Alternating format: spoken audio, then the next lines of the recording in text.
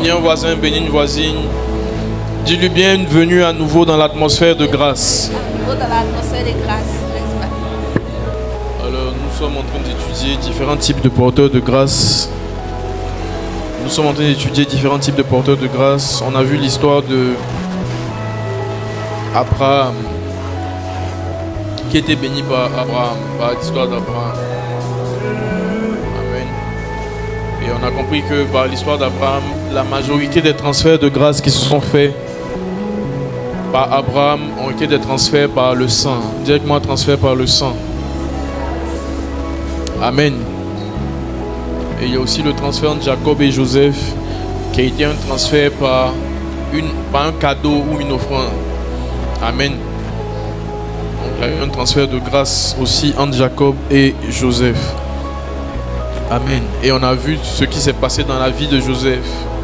On a vu que par le transfert, par le cadeau, par le manteau que le Père, par le manteau que Jacob a donné à Joseph, Joseph a reçu la grâce de la royauté. Amen.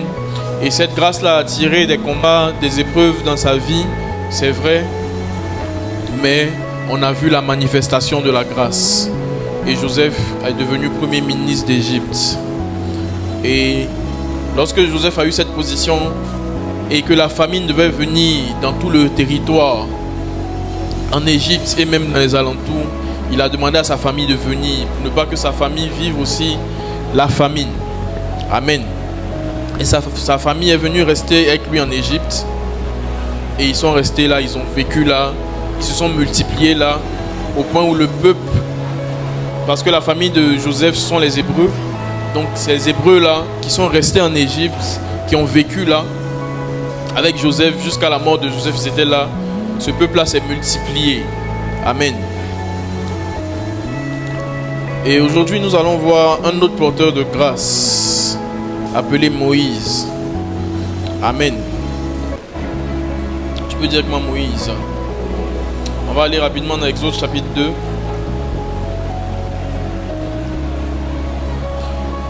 Exode d'abord, chapitre 1. Exode chapitre 1 du verset 12 à 15. Exode chapitre 1 du verset 12 à 15. J'ai besoin de quelqu'un avec un micro pour faire la lecture. Exode chapitre 1 verset 12 à 15. Exode chapitre 1 verset 12 à 15. Mais plus on l'accablait, plus il se multipliait et s'accroissait. Et l'on prit en aversion les enfants d'Israël. On va aller d'abord à partir du verset 10 là-bas. Donc les Égyptiens, les Israéliens, plutôt les Hébreux.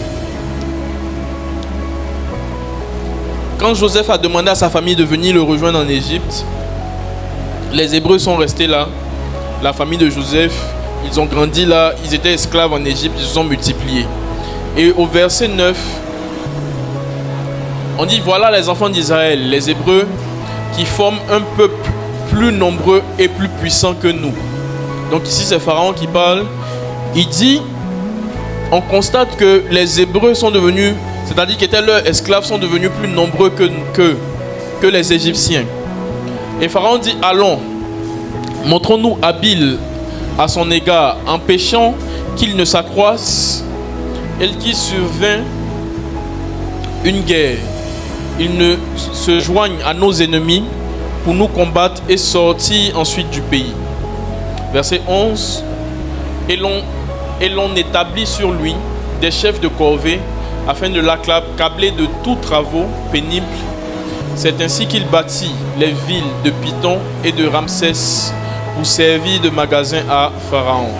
Verset 12. Mais plus on accablait le peuple hébreu, plus ce peuple-là se multipliait et s'accroissait. Tu peux dire que moi, se multipliait et s'accroissait. Amen. Verset 13. Alors les Égyptiens réduisirent les enfants d'Israël à une dure servitude. Il leur rendit la vie amère par de rudes travaux en argile et en briques et par tous les ouvrages des champs. Et c'était avec cruauté qu'il leur imposait toutes ces charges. Le roi d'Égypte parla aussi aux sages-femmes des Hébreux, nommés les Shifra et l'autre Pua. Nommé l'une Shifra et l'autre Pua, et il leur dit: quand vous accoucherez les femmes des Hébreux et que vous les verrez sur les sièges, si c'est un garçon, faites-le mourir. Directement, faites-le mourir. Si c'est une fille, laissez-la vivre. Amen. Mais les sages-femmes craignirent Dieu et ne prirent point ce que leur avait dit le roi d'Égypte. Elles laissaient vivre les enfants. Le roi d'Égypte appela les sages-femmes. Pourquoi avez-vous agi ainsi? Et avez-vous laissé vivre les enfants? Verset 19. Les sages-femmes répondirent à Pharaon: c'est que les femmes des Hébreux ne sont pas comme les Égyptiennes. Elles sont vigoureuses et elles accouchent avant l'arrivée de la sage-femme. Dieu fit du bien aux sages-femmes et le peuple multiplia et devient très nombreux. Amen. Donc ici, Pharaon constate que les Hébreux deviennent de plus en plus nombreux en Égypte. Donc il demande aux sages-femmes qui s'occupent de l'accouchement des enfants hébreux de tuer les bébés, mais particulièrement les garçons. Amen. Selon vous, est-ce que pour éviter la multiplication de la population, il faut tuer les bébés qui naissent? Comment on peut éviter la multiplication de la population?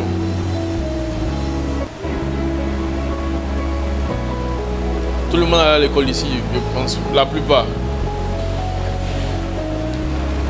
Oui, Nathan. Ok, l'abstinence. Oui. L'utilisation de contraceptifs, ainsi de suite. Est-ce qu'à leur époque, il y avait ça? Oui, docteur. Le planning familial. Amen. Ok. Est-ce qu'à l'époque, il y avait ça? Sous notre forme, effectivement. Amen. Donc, il y avait d'autres moyens d'éviter la multiplication de ce peuple-là. Amen. Mais pourquoi c'est cette méthode-là qui a été choisie? Cette inspiration-là ne venait pas de Dieu. Voilà, parce que si Dieu veut t'accorder la sagesse pour éviter la croissance du peuple, il ne va pas te dire qu'il faut tuer ceux-là même que lui-même Dieu il envoie sur terre. Amen. Donc cette pensée-là ou cette mentalité ne venait pas de Dieu, mais venait du diable. Et était inspirée à Pharaon. Mais pourquoi le diable va inspirer ce genre de mentalité-là à Pharaon? Ça dépend de la saison dans laquelle le peuple des Hébreux se trouvait, ou le peuple d'Israël se trouvait. Le peuple d'Israël était arrivé dans une saison où Dieu avait décidé de les sortir d'Égypte. Le peuple d'Israël avait été arrivé dans une saison où Dieu avait décidé qu'il ne devait plus être esclave en Égypte. Donc, l'ennemi, sachant qu'ils sont dans cette saison-là où ils doivent être libérés, il sait que la libération là va passer par quelqu'un. Si depuis ils ont été là et puis ils n'ont pas été libérés, c'est que le libérateur là n'est pas parmi ceux qui sont là actuellement. Est-ce qu'on est ensemble? Si depuis qu'ils sont là, ils n'ont pas pu être libérés, c'est que le libérateur ne fait pas partie de ceux qui sont déjà là. Il fait partie de ceux qui vont naître dans la saison où Dieu veut les libérer. Amen. Je vous disais la dernière fois qu'il y a certains types d'épreuves. Tout porteur de grâce va vivre des épreuves, des blocages, des oppositions. Des épreuves qui viennent de Dieu parce que Dieu veut t'enseigner des choses, mais des épreuves aussi, une autre catégorie d'épreuves qui viennent du diable. Pourquoi? Parce qu'il ne veut pas voir la manifestation de la promesse que Dieu te fait ou des promesses que Dieu te fait. Amen. Et je vous ai dit que les porteurs de grâce, très souvent, ils vivent des épreuves après que Dieu leur fasse la promesse. Mais il y en a d'autres qui vivent des épreuves avant même que Dieu leur parle de la promesse. Il y en a même qui vivent des combats avant même que Dieu leur montre pourquoi. Qu'est-ce qu'il comptait faire ou qu'est-ce qu'il compte faire avec eux sur la terre. Amen. En fait, quand Dieu vient t'expliquer ce qu'il compte faire avec toi, les promesses qu'il a pour toi, en d'autres termes, il est en train de t'expliquer ta destinée. En d'autres termes, il est en train de t'expliquer ta mission sur la terre. Amen. La Bible dit que Dieu a créé toutes choses pour un but. Donc nous tous ici, nous sommes venus sur cette terre pour un but, pour une mission particulière. Mais très souvent, l'ennemi qui voit déjà la mission pour laquelle tu es venu sur la terre, même à ta naissance, peut te combattre. C'est pourquoi certains parmi nous, à la naissance, ta maman a voulu t'avorter. Mais la pensée de vouloir t'avorter là, c'était pas Dieu, mais c'était le diable. Parce qu'il savait que tu étais un porteur de grâce et tu as des choses que tu dois accomplir. Il y en a d'autres, ils ont vécu un autre type de combat où les parents ne t'ont pas reconnu. Tout ça, ce sont les combats depuis la naissance. La plupart de ce genre de personnes-là sont des personnes qui ont une très grande destinée. Mais quand c'est comme ça, quand tu vis ce genre de combat, Satan veut te focaliser sur les combats et puis t'emmener à te dévaloriser toi-même à tes propres yeux. Pourtant, en vérité, ce que tu vis là, ça montre même que tu es grand. Le fait qu'on a voulu t'avorter là, ça montre que tu es important sur la terre. Le fait qu'un de tes parents ne t'a pas reconnu, ça montre qu'il y a quelque chose que tu as. C'est pourquoi dès le début, le diable a commencé à te combattre. Dès le début, le diable a tout fait pour que tu sois dans une atmosphère de rejet. Moïse était un porteur de grâce. Et dans la saison où Moïse devait être manifesté, dans la saison où Moïse devait naître, quelle est la grâce principale que Moïse portait? C'était la grâce d'être le libérateur du peuple israélite. Des personnes qui ont été esclaves en Égypte pendant 40 ans. Dis avec moi 40 ans. Donc 400 ans, pardon. Pendant 400 ans, pas 40 ans. Donc des personnes qui ont été esclaves pendant 400 ans. C'est toi, tu vas venir les libérer de leurs 400 ans d'esclavage. Et puis tu vas naître et puis on va te regarder. Il est mignon le bébé, il vient d'arriver. Satan ne fonctionne pas comme ça. C'est pourquoi on a voulu t'avorter. Parce que tu es un Moïse. Satan ne fonctionne pas comme ça. C'est pourquoi on ne t'a pas reconnu. À ta naissance. Le papa dit non, moi c'est pas mon enfant. Un enfant dont le père ne reconnaît pas à la naissance, c'est un grand porteur de grâce. Ce genre d'enfant-là, il faut prendre soin de lui. Ce genre d'enfant-là, il faut prendre soin de lui. Les enfants qui ont une grande destinée, Satan les combat dès la naissance. Par différentes formes de combat. Si tu demandes à Dieu de t'ouvrir les yeux et de te révéler qui est cet enfant-là, toi-même tu vas dire, ah Seigneur, et puis c'est dans mon ventre tu l'as mis.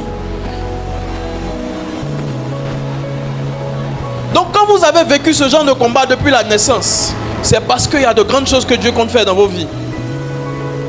Moïse était un porteur de grâce. Quelle grâce il portait? La grâce d'être le libérateur de tout un peuple qui a vécu en esclavage pendant 400 ans. Ça signifie que ce n'est pas n'importe qui. Quelqu'un qui doit libérer des personnes qui étaient esclaves pendant 400 ans. Ce n'est pas n'importe qui. Spirituellement, physiquement, à tous les niveaux. Et Satan, sachant cela, il inspire Pharaon. Non, le peuple, là, ils deviennent trop nombreux. Satan sait que c'est la saison où le libérateur doit être manifesté. Donc, il l'interpelle. Ils avaient commencé à se multiplier depuis Joseph. Mais pourquoi c'est maintenant que tu te rends compte qu'ils deviennent nombreux? C'est parce que la saison était venue pour que le libérateur soit manifesté. Donc, on dit, Satan l'interpelle. Ils deviennent trop nombreux. On dit quoi? Ils s'accroissaient, ils se multipliaient. Et puis maintenant, il lui donne une idée. Dis aux sages-femmes, les premiers-nés là, tuez-les. Mais ce n'est pas seulement les premiers-nés. Il précise les garçons. C'est ça même qui montre encore que Satan est derrière. Parce que si on doit tuer tous ceux qui naissent pour éviter la croissance ou la multiplication, on va tuer les hommes et les femmes. Surtout même les femmes, parce que ce sont elles-mêmes qui enfantent. Ou bien, parce que plus les femmes naissent, même si elles sont petites là, et qu'elles trouvent des hommes là, il y aura des multiplications. Donc pourquoi on ne tue pas les femmes? Et puis il précise, ne tuez pas les femmes, mais tuez les hommes. C'est que Satan est caché derrière. c'est que la cible, c'était un homme parmi les enfants. Amen. Donc la cible, c'était Moïse, qui était le porteur de la grâce de la libération de tout un peuple, qui était esclave pendant 400 ans. Amen. Donc les sages-femmes n'ont pas obéi, elles ont été sages. Amen. Ce n'est pas les sages-femmes de certains pays. Mais c'est les sages-femmes qui ont manifesté vraiment la sagesse du mot sage. Il y a des pays où les sages-femmes vraiment ne sont pas sages. Je ne sais pas c'est quel pays. Mais il y a des pays où elles ne sont pas toutes sages. Il y en a qui ne sont pas très sages, qui maltraitent les femmes à l'accouchement. Les bébés, même, on les soulève d'une manière. Bref. Donc les sages-femmes ont été sages. Directement, les sages-femmes ont été sages. Amen. Donc elles ont fait en sorte que les bébés là naissent quand même. Et parmi eux, il y avait Moïse. Directement, parmi eux, il y avait Moïse. Amen. On va aller dans Hébreux Exode, chapitre 2. À partir du verset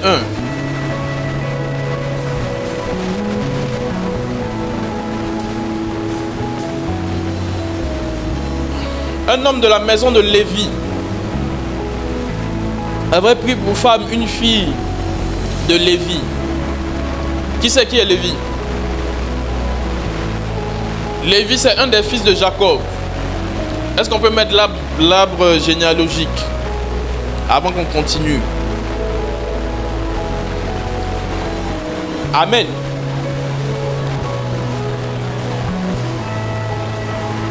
Donc Moïse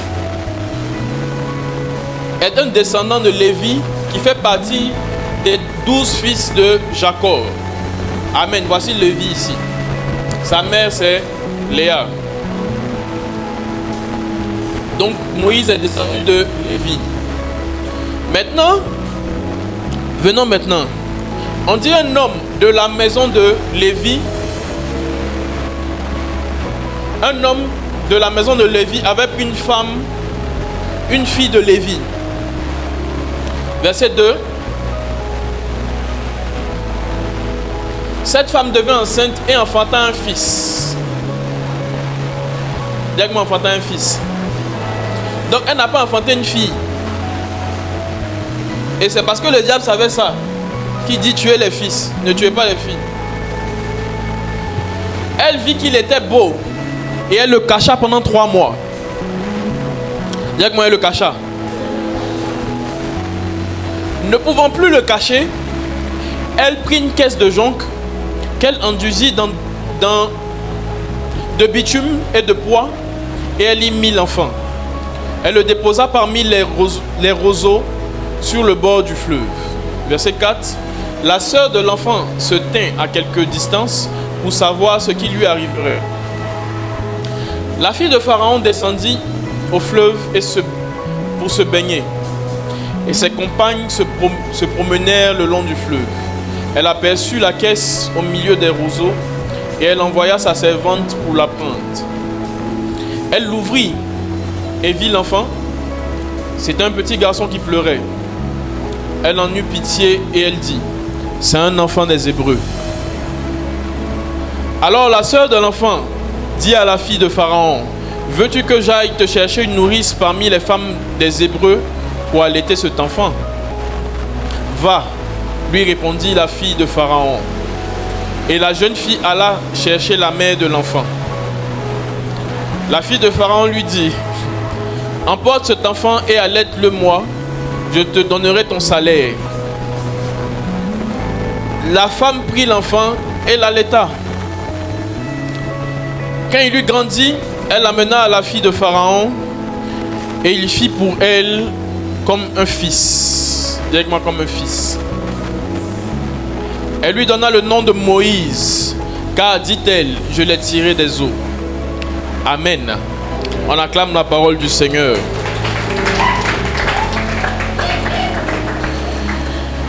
Elle lui donna le nom de Moïse. Directement Moïse. Qu'est-ce que ça signifie? Je l'ai tiré des eaux. Amen. Donc à sa naissance, on décide de tuer tous les premiers-nés. Garçons. Sa maman l'a caché. Elle a eu la sagesse de le cacher. À un moment là, elle ne pouvait plus le cacher. Vous savez, les enfants quand ils naissent, ils pleurent presque tout le temps. On ne peut pas cacher quelqu'un qui passe son temps à pleurer. Il fait du bruit. On va savoir qu'il y a un premier-né ici. Donc, elle fait une sorte de couveuse, elle le met sur le fleuve. Mais là, l'Esprit de Dieu était avec lui. La Bible dit, dans Genèse, l'Esprit de Dieu se mouvait au-dessus des eaux. On l'a mis sur l'eau.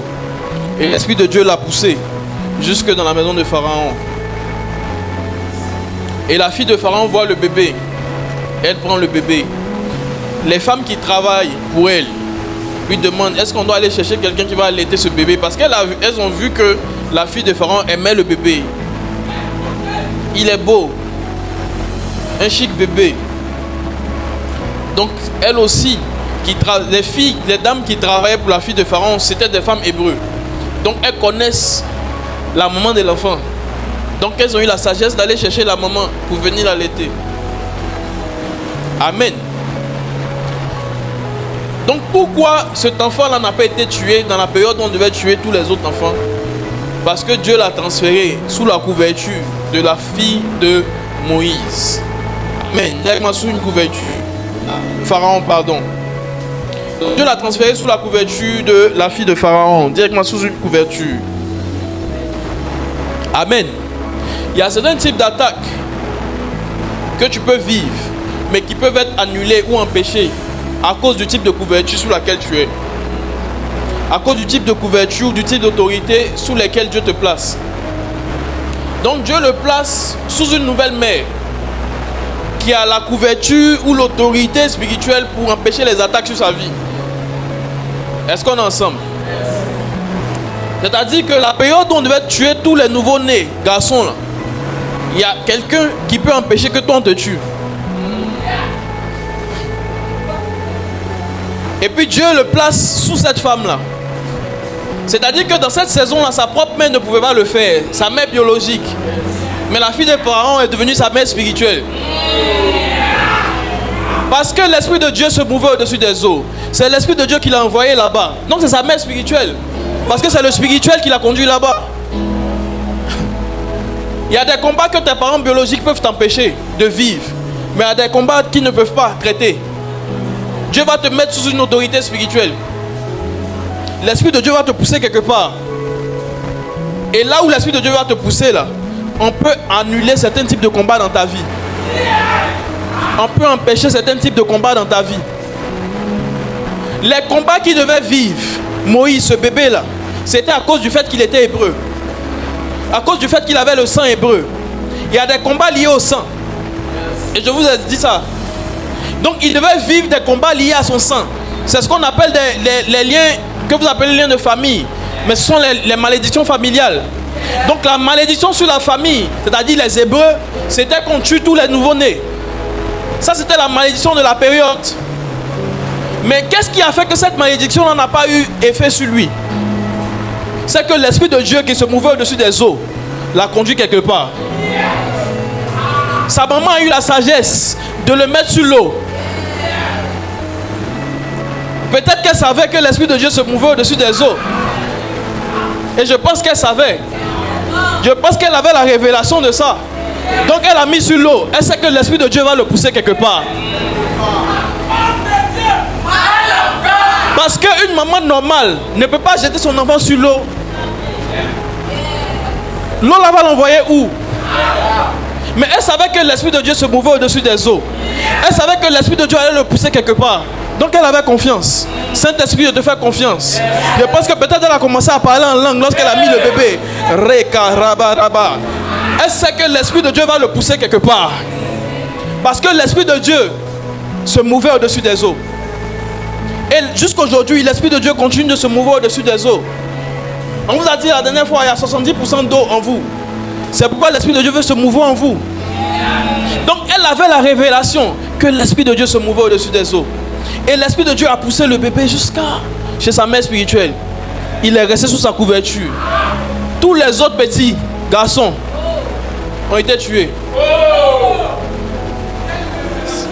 C'est-à-dire que les sages-femmes ont permis qu'ils naissent. Mais à un moment, là, on les a tués. Mais lui, pourquoi il n'est pas mort? Parce qu'il était sous une bonne couverture spirituelle. Ta plus grande couverture spirituelle, c'est d'abord Jésus. C'est pourquoi la Bible dit il n'y a plus de condamnation pour ceux qui sont en Jésus-Christ. Dis avec moi, en Jésus-Christ. La condamnation qui pesait sur la famille de Moïse, ce bébé-là, ce nouveau-né-là, c'était que tous ceux qui ont le sang hébreu devaient mourir. Tout nouveau-né qui naît dans cette période. C'était la condamnation de la saison. Mais cette condamnation n'a pas eu lieu sur lui. Pourquoi? Parce qu'il allait sous la fille. L'Esprit de Dieu l'a conduit sous la fille de Pharaon. J'ai envie de dire à quelqu'un, c'est pas toi qui choisis qui sera ton père ou ta mère spirituelle. C'est l'Esprit de Dieu qui doit te pousser. La Bible dit, je vous donnerai des bergers. Je vous donne. Je vous donne. Vous ne choisissez pas. Si Moïse lui-même, le nouveau-né, devait choisir où il allait partir, peut-être qu'il serait allé ailleurs même. Peut-être qu'il serait allé chez le vigile de Pharaon. Peut-être qu'il serait allé même chez le premier ministre de Pharaon. Mais qu'est-ce qui dit que le premier ministre allait vouloir l'adopter? Donc c'est l'Esprit de Dieu qui l'a poussé vers celle qui devait être sa couverture spirituelle. Et c'est à cause de cette couverture-là que les attaques ou les réclamations de la saison n'ont pas eu d'autorité sur lui ou d'effet sur lui. Regarde-moi et dis-lui quelle est la couverture que tu as. La plus grande couverture spirituelle que vous devez avoir, c'est d'abord Jésus. La Bible dit il n'y a plus de condamnation pour ceux qui sont en Jésus-Christ. On dit quoi? Un là, ça veut dire quoi? Dedans. Je suis caché dedans. Demande à un voisin, est-ce que tu es dedans? Est-ce que tu es bien dedans? Parce que plusieurs font croire aux gens, je vais à l'église, ma famille est chrétienne, je suis chrétien, mais je n'ai pas dedans. Il faut que tu sois bien dedans. Il faut que tu sois bien dedans. Parce que si tu n'es pas dedans, là, il y a des malédictions de famille là, qui vont avoir des effets sur toi. Comment on explique qu'il y a certains chrétiens qui disent non, mais depuis la ligne de famille agit sur moi. Mais les liens de famille agissent sur toi parce que tu n'es pas bien dedans. Tu ouvres les portes au diable. Tu connais la vie que tu mènes. Tu dis que tu es chrétien, mais tu vis une vie là. Tu n'es pas bien dedans. On dit qu'il n'y a plus de condamnation pour ceux qui sont en Jésus-Christ, qui sont sous la couverture de Jésus, qui sont dedans, qui sont cachés dedans. Regarde le voisin, dis-lui, est-ce que tu es bien dedans? C'est ça la question. Parce que pendant que tu es chrétienne, mais pendant que tu couches avec les hommes, tu n'es pas encore marié, tu n'es pas dedans. Tu n'es pas dedans. Cette parole est dure. Parce que quand tu es dedans là, tu es sur un territoire. Dans tout territoire, il y a une manière de marcher. C'est ce qu'on appelle le royaume de Dieu. Dans ce royaume-là, il y a des lois. Il y a des choses à faire, il y a des choses à ne pas faire. Dans tout pays où tu vas partir, il y a une manière dont les gens marchent. Et il y a une manière dont les gens ne marchent pas. Chaque pays a des lois. C'est ce qu'on appelle la constitution. Et le royaume de Dieu a sa constitution.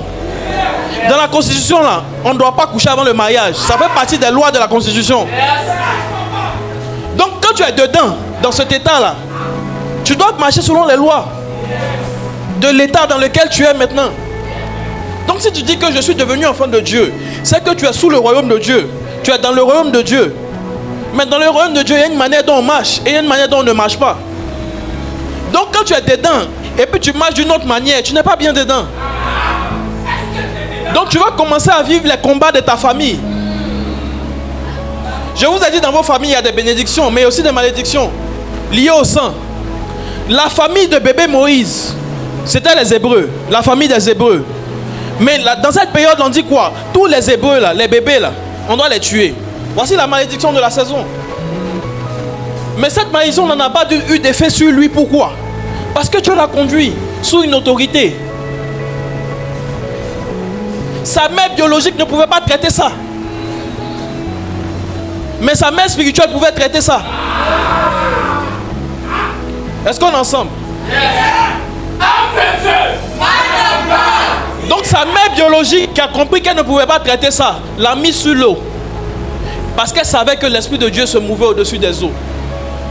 Elle savait que l'Esprit de Dieu allait le conduire sur une mer spirituelle qui allait traiter ça et annuler cette réclamation, cette condamnation sur lui. C'est pourquoi Jésus lui-même dit, Dieu lui-même nous dit, je vous donnerai des bergers. C'est vrai, Dieu est ta couverture, Jésus est ta couverture. Ceux qui disent, mais je suis en Christ, je ne suis pas obligé d'avoir un père spirituel, je ne suis pas obligé d'aller à l'église, même d'appartenir à une communauté, je ne suis pas obligé, je peux prier à la maison.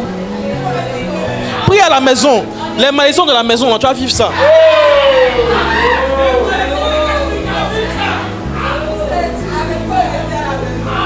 Tu pries à la maison, non? Les combats de la maison, tu vas vivre ça aussi.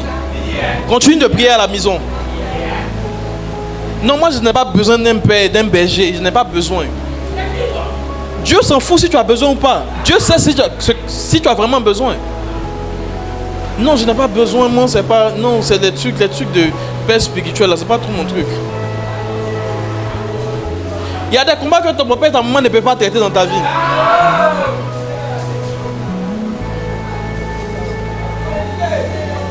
Maintenant, si tu ne sais pas ça, je t'informe. Il y a des combats qui ne peuvent pas traiter.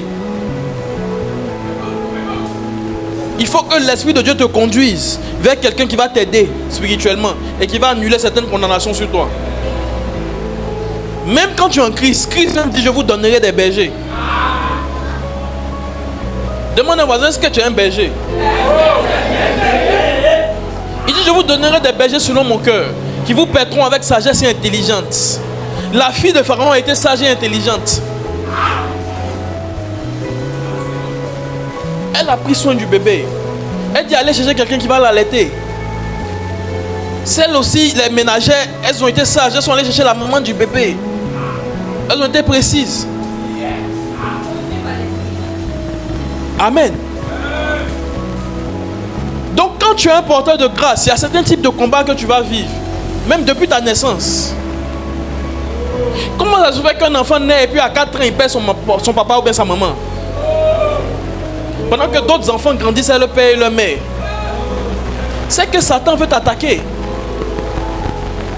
Il veut te créer en toi un sentiment bizarre. Et puis tu grandis avec ça. Tu grandis avec ça. Et c'est que si tu grandis avec ça, ce que Dieu voulait que tu deviennes, là, tu ne vas pas devenir. Il y a des combats que nous vivons depuis l'enfance. C'est pas au hasard. Si ton papa ne t'a pas reconnu, là, c'est pas au hasard qu'il ne t'a pas reconnu.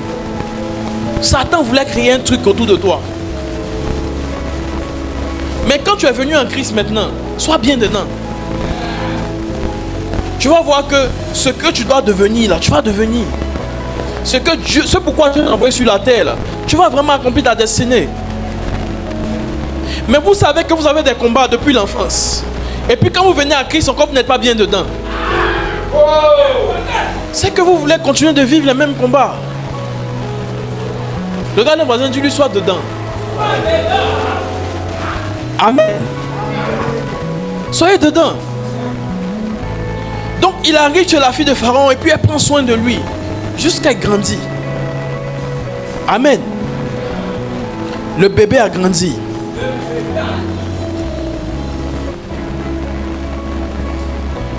Exode 2, verset 11.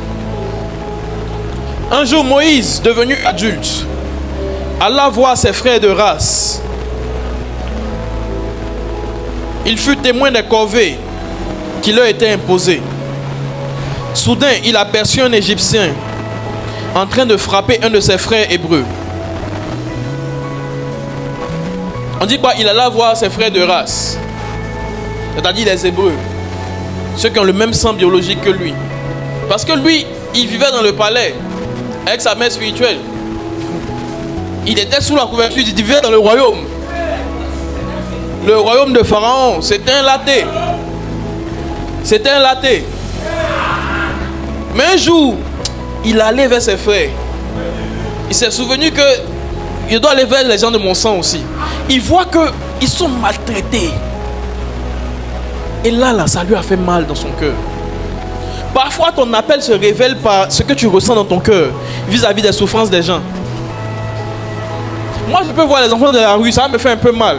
Mais ça ne va pas trop m'affecter. Mais si je vois un petit de 6e qui se drogue, ça va m'affecter. Est-ce qu'on est ensemble? Et ça, c'est un indicateur de Dieu pour te dire, voici ton appel. Voici une des choses pour lesquelles je t'ai suscité. Voici une des raisons pour lesquelles je t'ai créé. Souvent, les souffrances des gens qui vous affectent là, vous montrent pourquoi, ce à quoi Dieu vous appelle. Pourquoi Dieu vous a créé. Si toi, rien ne t'affecte, là, c'est grave.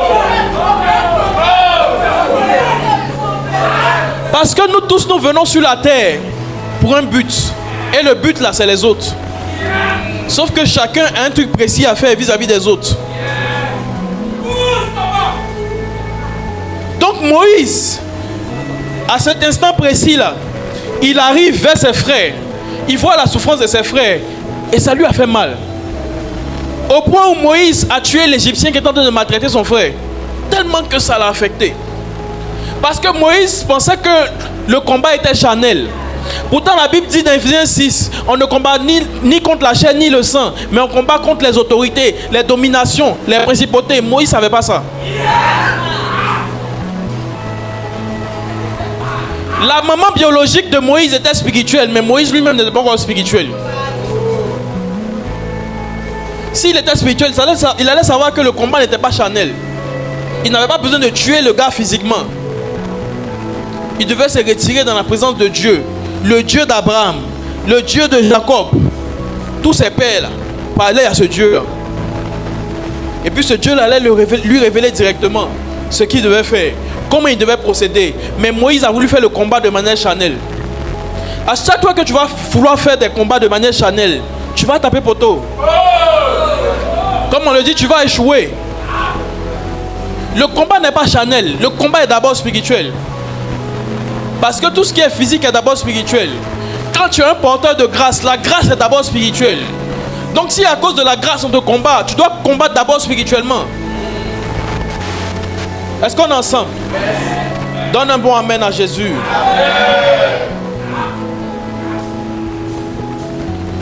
Un jour, Moïse, devenu adulte, alla voir ses frères de race. Il fut témoin des corvées qui leur étaient imposées. Soudain, il aperçut un Égyptien en train de frapper un de ses hébreux. Moïse regarda tout autour de lui. Il ne vit personne.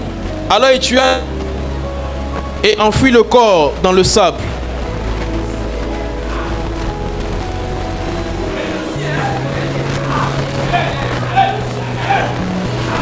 Même quand tu commences à ressentir la souffrance pour les autres et tu commences à discerner ton appel, il ne faut pas répondre à ton appel dans la précipitation.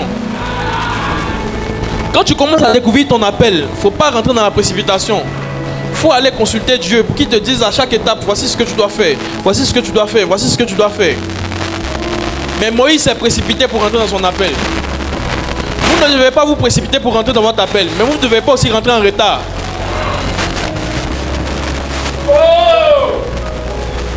Je dis, vous ne devez pas vous précipiter pour rentrer dans votre appel, mais vous ne devez pas aussi rentrer aussi en retard. Tout appel a une saison de préparation. Tout appel a une saison de formation. Moïse était dans la saison où il devait découvrir son appel et se préparer à son appel.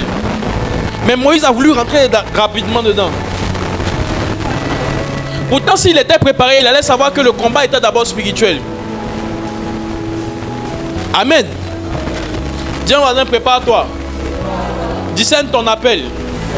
Et prépare-toi. Amen. Donc Moïse devait être préparé. Donc dans la saison de préparation, il a voulu manifester en même temps son appel.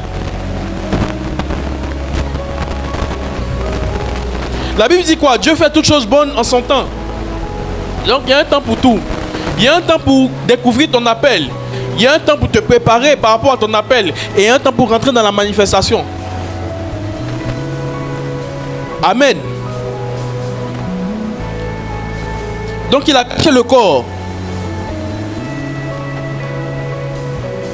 Au verset 13, il revient le lendemain et trouva deux Hébreux en train de se battre. C'est-à-dire tellement qu'il avait découvert son appel, qui était que les Hébreux ne soient pas dans la souffrance et soient dans la paix. Dès qu'il voit la souffrance, il combat lui-même. Il voit qu'il n'y a pas la paix, il combat lui-même. Pourtant, il ne doit pas combattre lui-même. C'est Dieu qui doit combattre pour lui. Amen. Quand David était face au Philistin Goliath, il dit quoi? Le Dieu qui m'a délivré de l'ours et du lion dans le désert, le même Dieu là va me délivrer de Goliath. David savait que c'était Dieu qui faisait le combat. Mais Moïse ne savait pas que c'était Dieu qui faisait le combat. Pourquoi David a su que c'était Dieu qui faisait le combat? David a su que c'était Dieu qui faisait le combat parce que dans sa saison de préparation, avec les brebis de son papa, il a expérimenté Dieu. Mais Moïse n'avait pas encore vécu la préparation. Donc il n'avait pas encore expérimenté Dieu. Donc il ne savait pas que c'était Dieu qui faisait le combat et ce n'était pas lui-même. Est-ce qu'on est ensemble? C'est pourquoi il a voulu combattre lui-même. Donc il voit ses frères en train de se battre. Il demanda à celui qui avait tort: pourquoi frappes-tu ton compatriote? Qui t'a nommé chef pour juger nos querelles? Répliqua l'homme: as-tu l'intention de me tuer comme tu as tué l'Égyptien? Donc son frère même lui dit, ses propres frères lui disent: qui t'a nommé chef entre nous? Parce que quand tu es dans la saison de préparation, les gens ne vont pas reconnaître ton appel. Quand tu es dans la saison de préparation, les gens ne vont pas reconnaître que tu es bishop. Hein. Quand tu es dans la saison de préparation, on ne va pas reconnaître ton appel. Tu dois d'abord te laisser former. Directement la formation. La formation, c'est prendre la forme, la bonne forme. Amen. Donc dans la saison de préparation, tu prends la bonne forme, tu prends la forme rattachée à ton appel. Dès que tu entends, Dieu te dit, tu dois impacter sur les réseaux sociaux, en même temps tu veux aller sur les réseaux.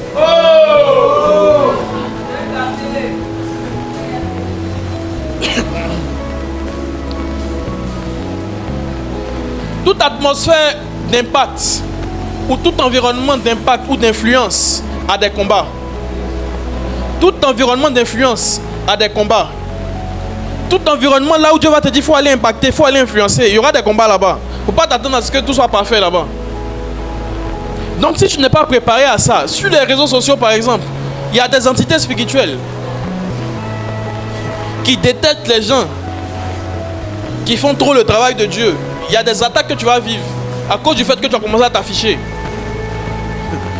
On s'affiche au bon moment. On s'affiche au bon moment. Récemment, j'ai entendu le Seigneur me dire: cache-toi et cache tout ce que tu fais. J'ai bloqué beaucoup de personnes sur mes statuts. Les évaluations qu'on fait là, c'est vous qui voyez. Tous ceux qui ne sont pas ici, qui voyaient mes statuts, je les ai bloqués sur mes statuts. Parce que j'ai entendu Dieu me dire: cache tout ce que tu fais et cache-toi. Il m'a dit: je ne veux pas te voir sur les réseaux en train de prêcher. Je ne veux pas voir tout ce que vous faites actuellement là sur les réseaux.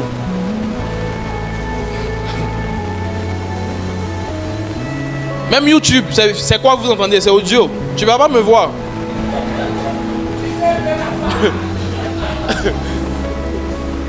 Je peux dire filmons et puis on trouve bon iPhone, on filme. On met un peu de lumière ici, un peu de lumière là. Et puis on filme. Ça sort zo. Mais c'est pas le temps. Il y a un temps où vous devez vous cacher. Là je vous parle sincèrement. Il y a un temps où vous devez vous cacher. Il y a un temps où vous devez cacher ce que Dieu vous dit de faire. Ce que Dieu vous dit qu'il veut faire dans vos vies. Dès que tu entends Dieu te dire: je vais faire telle chose, tu ne vas expliquer à n'importe qui. Tu entends Dieu te dire: tu te maries l'année prochaine. Tu t'es expliqué à tout le monde: je me marie l'année prochaine.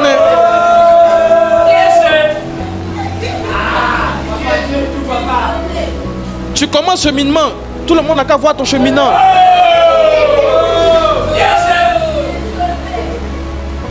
Relation là n'est même encore solide. Tout le monde sait à qui tu chemines. Les amis, il y a des erreurs qu'on ne doit plus faire dans nos vies.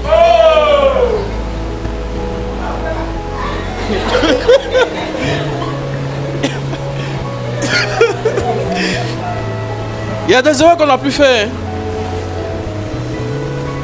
Tout ce qui est au stade fœtus doit être caché. Dieu lui-même nous montre cette sagesse-là. Quand une femme enceinte, pendant 9 mois, l'enfant est caché. Toi, tu vois bébé là. Même échographie, ça sort blanc-noir.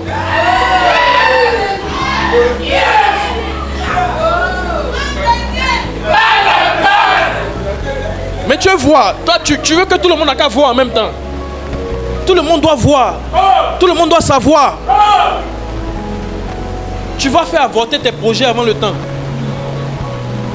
Tu vas faire avorter tes projets avant le temps. Tu vas faire avorter tes grâces avant le temps.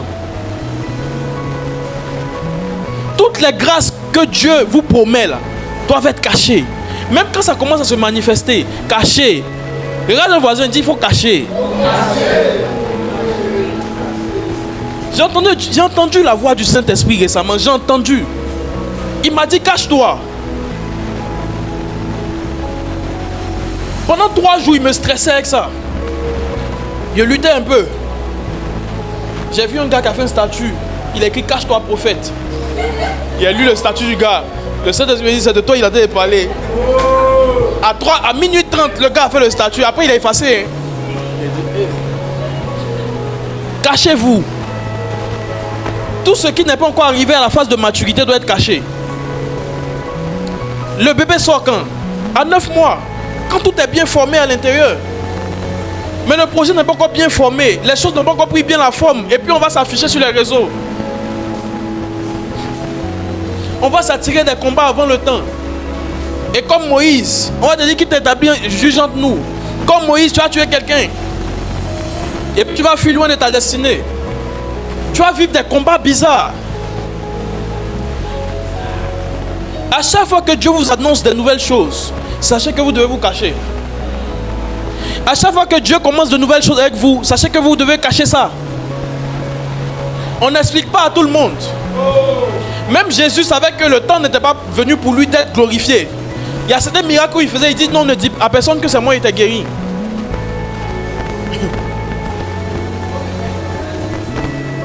Mais petit miracle tu fais, tu mets en statut, tu mets sur Facebook. Récemment, il a mis en statut un miracle qui a eu le peut-être il y a 1 an ou un peu plus. On était parti à un programme à Yopougon. Le petit, il y a un pied qui est long, il y a un pied qui est court. Ils ont filmé, le pied a poussé. J'ai entendu Dieu me dire, tu ne mets pas ça quelque part. C'est récemment, il y a à peine 3 semaines ou bien quand là, l'esprit m'a rappelé ça. Et puis je parlais avec le jeune qui m'a invité, et puis je lui ai dit envoie-moi, et puis j'ai publié. Et puis il y a beaucoup de personnes qui ont répondu amen, amen, qui ont été boostées par rapport à leur miracle, et puis j'ai déclaré sur en privé. Il y a un temps où on doit cacher ce qu'on fait. Il y a un temps où on doit s'exposer. Tu t'exposes trop tôt, c'est pourquoi tes projets meurent. Tu t'exposes trop tôt, c'est pourquoi tes projets meurent. Tu exposes trop tôt tes projets, c'est pourquoi tes projets meurent. Moïse a voulu devenir le bishop des Israélites avant le temps. Et regardez ce qu'on lui a dit ici. Verset 13. Il revient le lendemain, voit 2 époux en train de se battre. Verset 14 plutôt. Les gars lui disent, qui t'a nommé chef pour juger nos querelles? Qui t'a nommé chef? Tu es qui? Qui es-tu? Qui t'établit sur nous? Quand ce n'est pas le temps, vous allez vivre des combats inutiles. C'est vrai, en tant que porteur de grâce, on va vivre des combats, des épreuves. Mais à des combats là, nous-mêmes, on va chercher. Non, on combat mon enfantement, on combat mon mariage. Mais tu as commencé à t'afficher le cheminant. Dans le cheminement, seulement vous vous affichez. C'est même pas pour dire que vous avez déjà fait d'autres. Les amis, on manque de sagesse. C'est pourquoi on ne saisit pas bien les grâces que Dieu prévoit pour nous. Cachez-vous. Cachez vos projets. Tu commences un commerce. Cache-toi un peu. C'est pas tous les commerces qu'on met sur TikTok. Il y a, bon, à part les réseaux là, il n'y a pas les clients dans le monde physique. Yes. tout le monde fait, tu dois faire. Pourtant, tu connais les combats de ta famille. C'est le combat de pauvreté. Il est décrété là-bas que tout le monde doit être pauvre dans la famille. Et puis toi, tu veux être riche.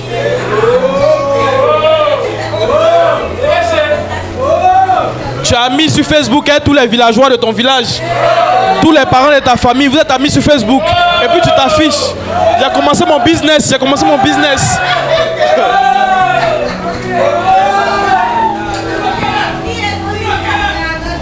Tu as mis sur Facebook tous les villageois de ta famille. Et puis tu dis, j'ai commencé mon business. Tu as commencé business.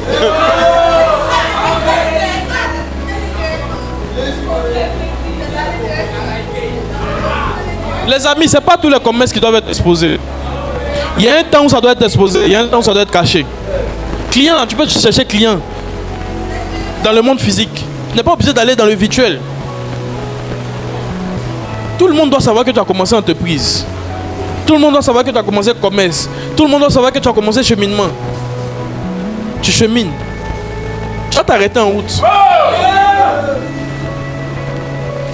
Les amis, on manque de sagesse. C'est pourquoi on n'arrive pas à saisir la grâce surabondante que Dieu prévoit pour nous. Cachez vos grâces. Cachez vos grâces. La grâce que Moïse avait, c'était d'être le libérateur. Mais il a voulu s'afficher dès le début. Eux-mêmes, ils l'ont combattu. Eux-mêmes. C'est même pas le pharaon. Eux-mêmes. D'abord, départ. C'est-à-dire que ceux-mêmes qui doivent libérer, eux-mêmes, ils le combattent.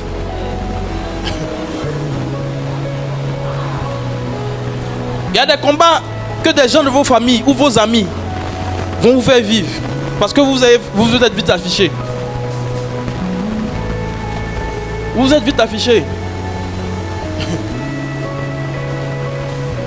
Relation là n'est même pas encore arrivée à une phase de maturité.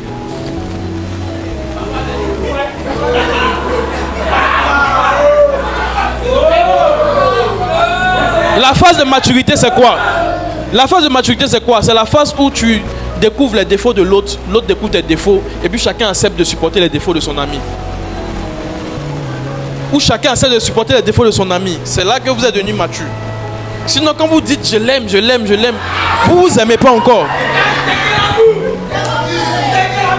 Quand vous commencez le cheminement et puis je l'aime, on dit pourquoi tu l'aimes? Je l'aime parce que ceci, je l'aime parce que cela. Tu ne l'aimes pas encore. Quand ces défauts vont sortir, tous ces défauts devant toi, tous ces défauts devant toi, c'est là qu'on va voir si tu l'aimes. C'est là le vrai amour commence. Depuis Adam et Ève jusqu'à Noé, jusqu'à Jean-Baptiste, Dieu a vu nos péchés. Et puis la Bible dit Dieu a tant aimé qu'il a donné. C'est-à-dire il a vu tous nos défauts là. Et puis on dit il a tant aimé. Mais regarde mon frère. La Bible dit, Marie, aimez vos femmes. Comment? Comme Christ a aimé l'église, au point de se sacrifier pour elle. Pour dire que le vrai amour donne, quand on voit tes péchés, on voit tes défauts, et puis c'est dans ça qu'il doit t'aimer. C'est dans tes défauts, dans tes péchés là que je dois me sacrifier pour toi. Mais quand on voit les défauts de la personne, on dit non, on ne peut plus se sacrifier. Non, les sacrifices qu'il fait là, regarde comment il se comporte. C'est que tu ne l'aimes pas.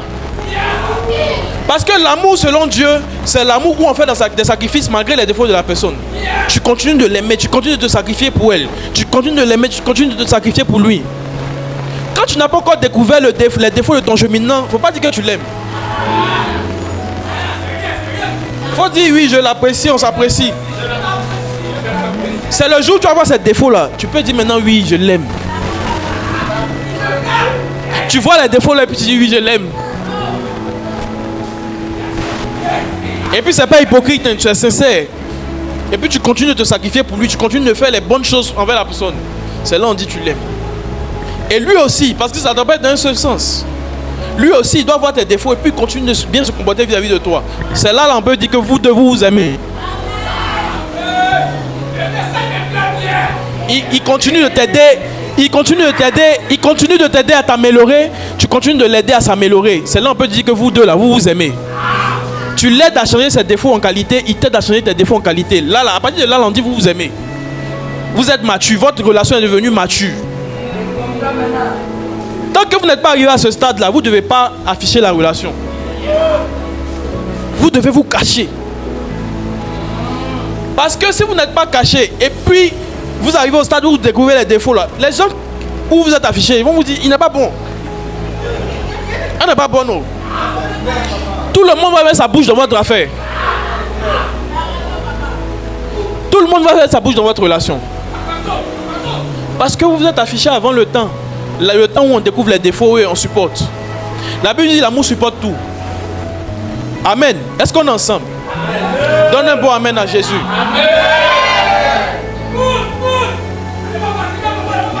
Je ne sais pas pourquoi je m'attarde sur ça, mais on va finir avec ça. La Bible dit l'amour supporte tout. Amen. Dis avec moi, l'amour supporte tout. Maintenant, il y a une autre verset encore qui te dit il n'y a aucune épreuve qui ne vienne dans ta vie dont tu as la force de supporter. Amen. Donc, ce qui est pour toi là, si c'est vraiment Dieu qui t'a dit que c'est pour toi là, c'est que les défauts là, tu peux supporter. C'est que l'amour dans ton cœur pour la personne là peut supporter ses défauts. Si c'est vraiment Dieu qui a dit que c'est pour toi. Parce que souvent vous entendez d'autres voix. Et puis vous voulez supporter la voix de vos âmes, la voix de vos chairs. Vous êtes accouchés ensemble. Donc comme vous aimez maintenant la chose, vous voulez supporter. Il ne faut pas supporter par la chair. Il ne faut pas supporter de manière émotionnelle. Il faut supporter par l'esprit. Il faut que l'esprit t'ait dit c'est vraiment la personne. Si l'esprit t'a dit c'est vraiment la personne, il va transformer ses défauts. Peut-être il y a des défauts avec lesquels vous allez rentrer dans le mariage, mais il y en a qui seront transformés avant. Vous ne cachez pas les choses. C'est pourquoi vos grâces meurent avant le temps. Regarde un voisin, dis cache-toi. Dis-lui bien, cache-toi. Amen. Acclamons le Seigneur.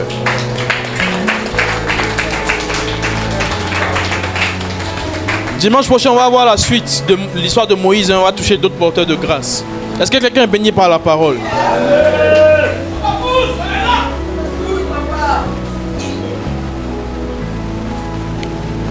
Nous sommes dans la saison, dans l'année de la grâce surabondante. Dieu veut déverser ses grâces en abondance dans plusieurs domaines de vos vies. Mais il y a des domaines où vous devez vous cacher. Quand ça va commencer à venir, là, cachez-vous. Quand ça va commencer à se manifester, cachez ça. Sinon, tu vas vite perdre. Ça va glisser dans ta main comme ça. De temps, tu vas te rendre compte que c'est plus là. Parce que tu as exposé ça avant le temps. Que Dieu te bénisse. Acclame Jésus.